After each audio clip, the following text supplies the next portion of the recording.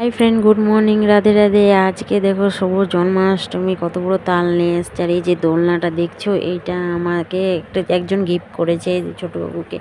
আর আমার মেয়ে প্রতিদিন যা করে তাই করছে। দেখো কৃষ্ণাকে গোলমলকে স্নান করাই দিল, আমি করাতাম, ও বলছে আমি করাবো মা, তাই ওকেও স্নান করাতে দিলাম। আর মা মেয়ে দেখো কত তাল মেরেছি। দেখো আর দুটো তাল রয়ে গেছে মারার জন্য। তারপরে চলে গেলাম, বৃষ্টি পড়ছে এত, গাড়িতে করে চলে গেলাম বাজার।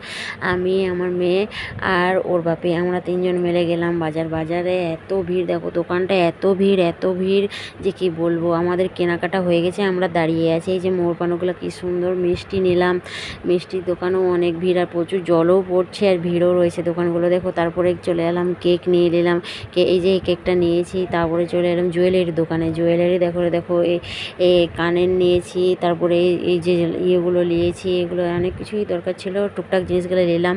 তারপরে চলে আসলাম বাড়ি। দেখো বাড়ি আসবার টাইমেও দেখো বৃষ্টি পড়ছে, এখনও বৃষ্টি থামছে না। এই চলে আসলাম, দেখো আমার বাবুকে চান করাচ্ছি, ঘি মধু দই দিয়ে চান করালাম। এই তো ভালো করে মাখিয়ে দিয়েছি আমার ছোটো বাবুটাকে। গাটা তাহলে কী বলতো, অনেক চকচক করবে, গ্লো করবে, অনেক সুন্দর লাগবে।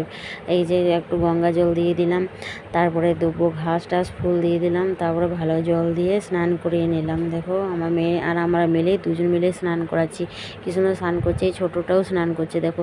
তারপরে আমি একটা তোয়ালি দিয়ে ওর গাটা একটু পরিষ্কার করে দিলাম।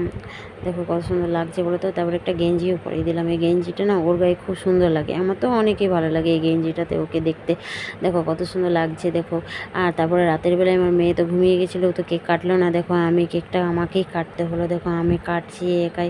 ওর ঘুম চলে এসেছিলো, বলছিলো মা আমি কাটবো না, তুমি কাটো, তাই আমাকে কেকটা কাটতে হলো। কি করব বলো, কিছু তো করার নেই, তাই আমি এই কেকটা কেটে নিলাম। দেখো কি সুন্দর, কেকটাও খুব ভালো লাগছে। কেকটা আমি কেটে পরে একটু খাইয়ে দিলাম। দেখো কত সুন্দর লাগছে বলো তো, ওকে সাজিয়েছে না খুব সুন্দর। ওকে খুব ভালো লাগছে, আমার সাজাতে তো অনেক ভালো লাগে তাই। আর এই যে পুজো করে এলাম, চন্দন লাগিয়ে দিলাম, চন্দন তুলসী দিয়ে লাগিয়ে দিলাম। তারপরে এই যে ভোগগুলো একটু লাগিয়ে দিচ্ছি, ভোগ লাগিয়ে দিচ্ছি। আবার আরতি করে নিলাম, আরতি করার পরে এই যে যা যেই হয় পুজোতে তাই করে নিলাম।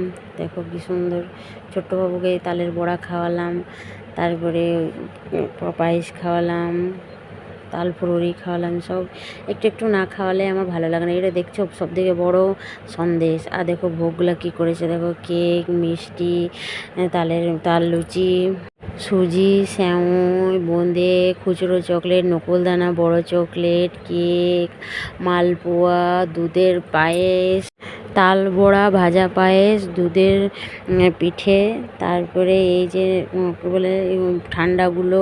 আমার মেয়েটা এই কেকটা খাইয়ে দিচ্ছে। দেখো ও উঠলো, বলছে মা আমি একটু কেক খাওয়াবো। দোলনাতে দেখো কত সুন্দর লাগছে বলো তো দোলনাটা। তারপরে চলে এলাম, রাতে ও আবার শোবে, ঘুমাবে, ওই জন্য এই যে বেডটাতেই ওকে ঘুম পাড়াই। জন্মাষ্টমীর দিন এইটাতেই ওকে ঘুম পাড়াই, খাটের ঘুম পাড়াই না। দেখো আমার ছেলেটা কী সুন্দর ঘুমাচ্ছে, দেখো কত কিউট লাগছে বলো তো, খুব সুন্দর লাগছে না? আমার তো অনেকটাই ভালো লাগছে কিছু আমার। তারপরে সকালে এই প্রসাদ দিতে শুরু করলাম।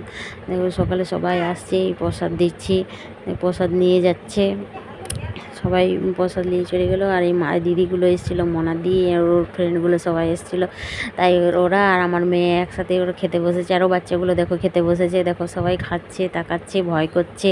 আর ওরা আসতে চাইলো তাই ওদেরকে নিয়ে এলাম। আর এইদিকে বড়োগুলোও খাচ্ছে, দেখো বড়োগুলোও খাচ্ছে। আর এই যে লুচি করেছিল, লুচি, বোঁদে, তারপরে পাঁপড়, পায়েস, পোলাও, আর ছোলার ডাল, আর কুমড়োর তরকারি।